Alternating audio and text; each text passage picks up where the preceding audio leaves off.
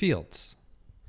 A field is a triple f plus times, where f is a set and plus and times, or addition and multiplication, are binary operations on f satisfying a list of properties. There are several ways to write this list. We can write a list of 4 meta properties, which each contain their own individual properties, or a complete list of 12 properties. I'm going to go ahead and describe it both ways. Let's start with the first meta property, which is that f together with addition is a commutative group. Now remember that being a commutative group means that we satisfy 5 properties. The first is closure. For all x, y in f, x plus y is in the set f. Now this property is actually redundant because it's already implied by addition being a binary operation on f.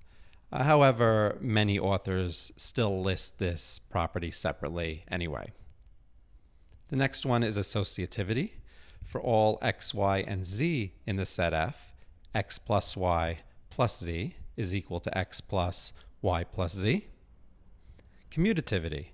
For all x and y in the set f, x plus y equals y plus x. Identity.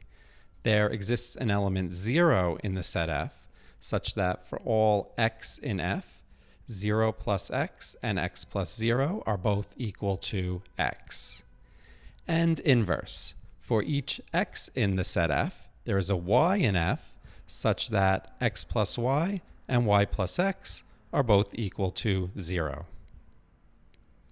We'll usually write negative x for the additive inverse of x. So we have x plus negative x and negative x plus x are both equal to 0, the additive identity. The second meta property is that f star together with multiplication is a commutative group. So this is very similar to 1. Notice the star. Remember that f star is the set of non-zero elements of f, so we're excluding 0 from consideration here. Another way to write f star would be as f minus the set containing 0. So again, we get a list of 5 properties here. Closure. For all x, y in f star, x times y is in f star. Associativity. For all x, y, and z in f star, x times y times z is equal to x times y times z. Commutativity. For all x, y in f star, x times y is equal to y times x. Identity. There exists an element 1 in f star, such that for all x in f star, 1 times x and x times 1 are both equal to x. And inverse. For each x in f star, there is a y in f star, such that x times y is equal to y times x is equal to 1, the multiplicative identity. We'll usually write x with an exponent of -1 for the multiplicative inverse of x. We pronounce that x inverse. So we have x times x inverse is equal to x inverse times x is equal to 1. The next property is that multiplication is distributive over addition in f. So that means for all x, y, and z in f, x times y plus z is equal to x times y plus x times z, and y plus z times x is equal to y times x plus z times x. So distributivity consists of 2 similar looking properties. The first one is called left distributivity, and the second is right distributivity.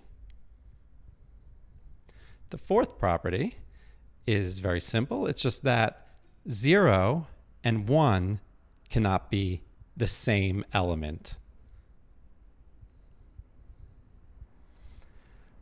Here's a complete list of the 12 properties without mention of the 4 meta properties.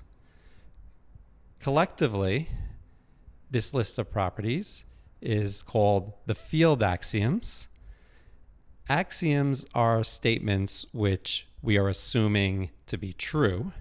So whenever we talk about a field, what we mean is that we're assuming that these 12 statements are true about that set together with addition and multiplication.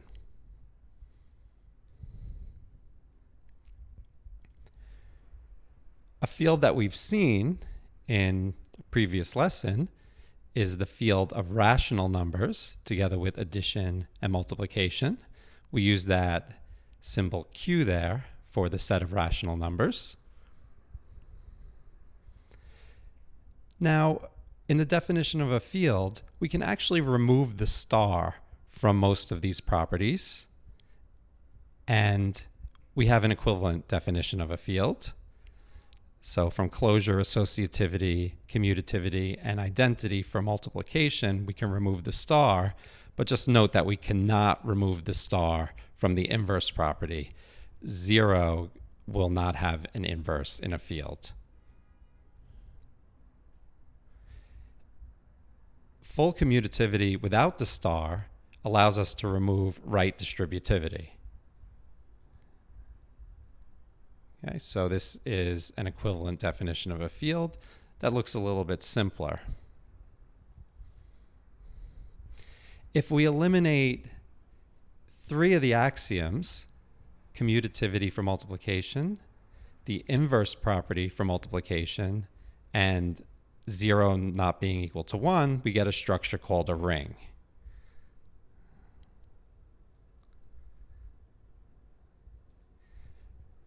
An example of a ring that's not a field is the set of integers, which we represent with that z there, together with addition and multiplication. This ring, the ring of integers, is actually called a commutative ring, so it actually does have the commutativity of multiplication with it as well. And of course, it also satisfies 0 not equal to 1. The only property that's not satisfied in this particular ring is the inverse property for multiplication.